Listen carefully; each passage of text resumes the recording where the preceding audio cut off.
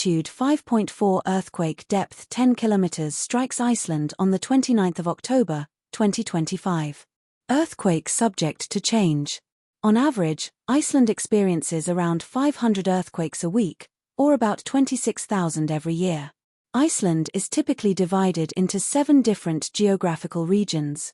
Each region differs slightly regarding culture and landscapes, but all are uniquely Icelandic. The regions are South Iceland, East Iceland, North Iceland, the Westfjords, West Iceland, Reykjanes, and Reykjavík capital area. Earthquake Info Credit, EMSC. Thank you for watching.